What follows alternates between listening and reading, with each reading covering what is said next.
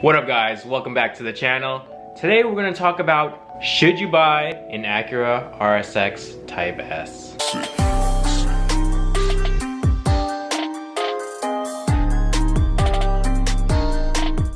The Acura Rsx is the Honda Acura that everybody loved in the early 2000s and sort of just forgotten about. It was produced from 2002 to 2006, and this is the last generation of the Integra.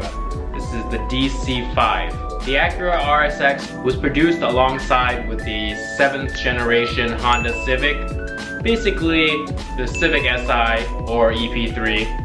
Both platforms came with upgraded suspension, McPherson struts, a double wishbone rear, and a high mounted torque pinion rack.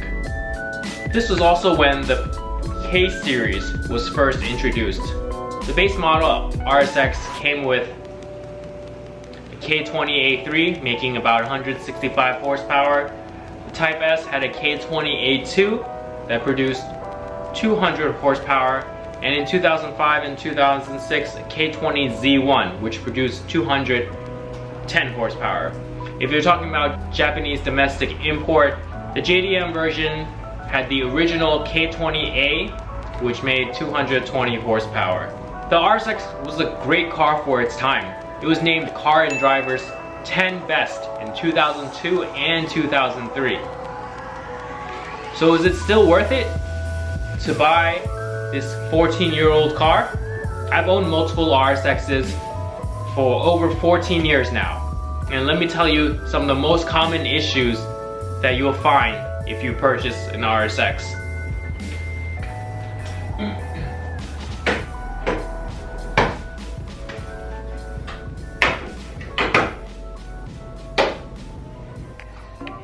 Issue number one. If you're planning to buy an RSX, you want to make sure you turn on the car and inspect it for any squeals.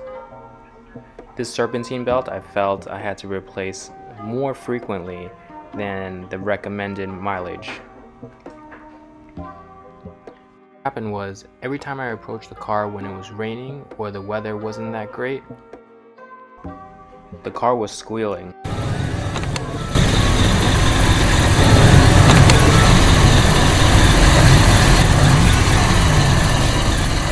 And that's just not a good look.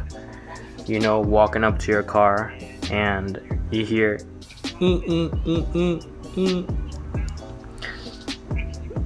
actually quite embarrassing.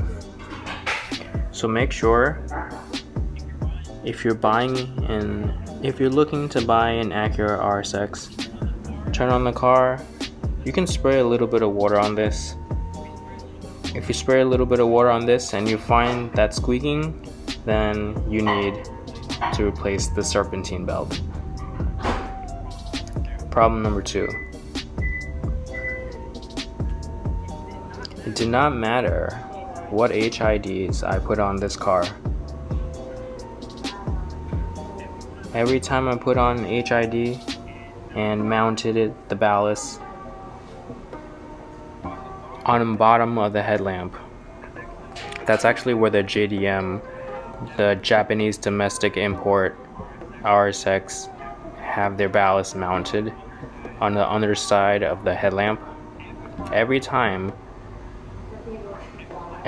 I mounted the ballast underneath the headlamp, I would always have water issues.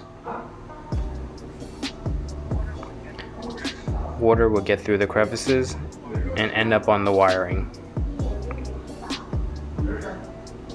So make sure if you're buying an RSX with HIDs, you have the wiring in some type of protective shroud, or your HIDs will constantly flicker and constantly die out, and you'll be at your friend's garage all the time fixing them.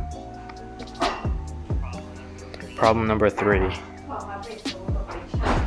The RSX are notorious to have a beat up weather seal. This weather seal gets stripped constantly and you're seeing bare metal on this, and it really is a nasty look. Problem number 4. When you walk into your car, when you step into your car, you don't want to see ripped ghetto seats. Look at that tear. When I was in the market for another RSX, all the seats, every single one of them, were sewn, torn, and beat up. Again, this is not a good look.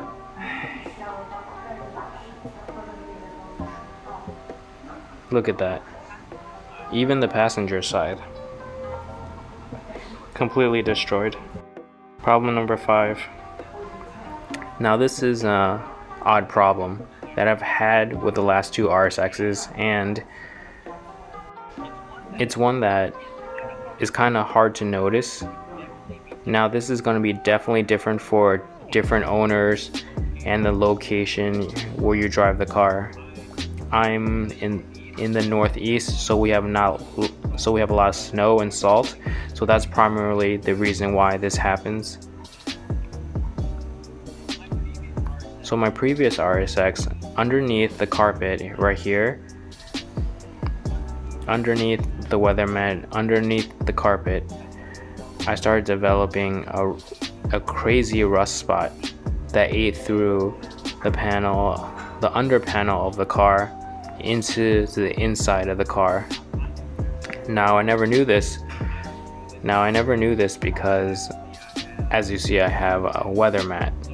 So it wasn't until I was running wiring for my turbo gauges in my last car that I actually found out there was a huge hole in the bottom of my car. And now this next RSX, this second RSX that I have, also has this problem. But this problem is a little different. This time the hole is on top of the carpet. It's right under, let me show you.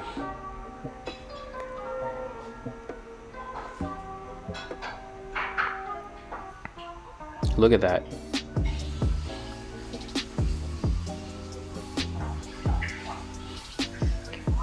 Just straight rusted through. There was rust underneath the carpet. There's rust in the carpet, rusting into the frame of the car.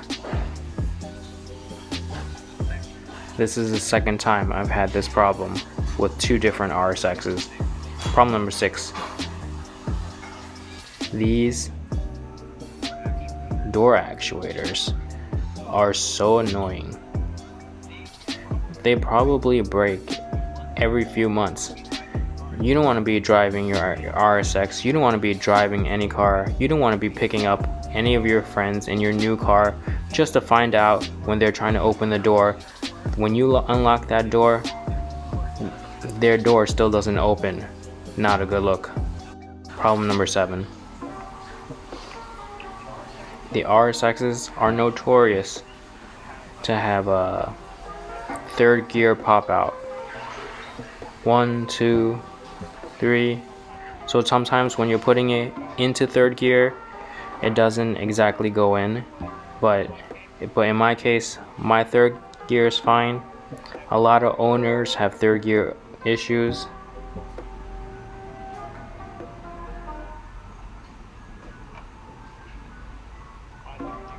My 3rd gear is fine.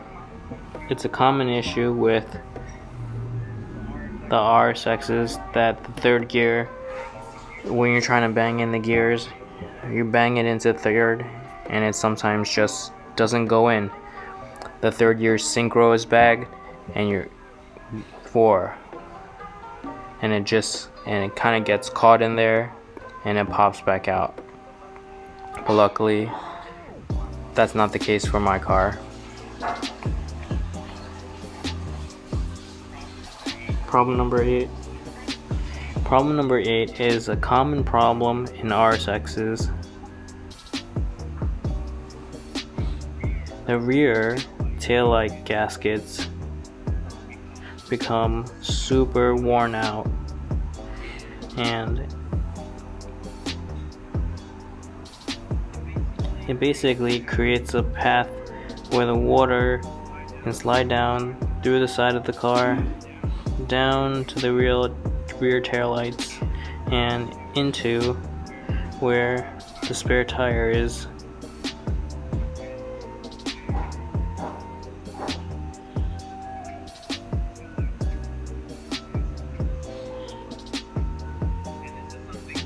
And this is something you want to check, because if you don't check this, you can possibly be sitting with a pool of water in your spare tire. This is something you must check out if you're looking to buy an Acura Rsx. Would I recommend you guys buy an Acura Rsx? Yeah. I've had these two versions of these cars, the base automatic, the Type S. They've generally been good, very reliable. They've been very reliable, and now you can get these cars for under $5,000. You can get a decent Rsx for even under $5,000. My favorite reason for keeping the Rsx is because the Rsx is a great platform. It's a great starting place. It's the introduction to the K series. If you want to get your hands on a K series and you don't want to do a swap or anything crazy like that, buy yourself an Acura Rsx, okay? It comes with a stock K20A2. The K series is a great design, straight from the factory. The sleeve design is amazing, and you're able to safely make up to 500 horsepower on a stock sleeve. Even my base automatic Rsx, I push 335 horsepower. Also, aftermarket parts for the Rsx are extremely cheap compared to its competitors. If you're looking at Nissan, Infiniti, Toyota, there's an abundance of aftermarket parts for the Acura Rsx, and they're cheap, and it's all been done before. You have good tutorials on how to modify your car. Anyways, I hope this video has been helpful. Hopefully when you're out there looking for your Acura Rsx, you can identify these problems and get the purchasing price down even lower. And don't forget to hit subscribe, hit the notification. We'll see you next time. Peace.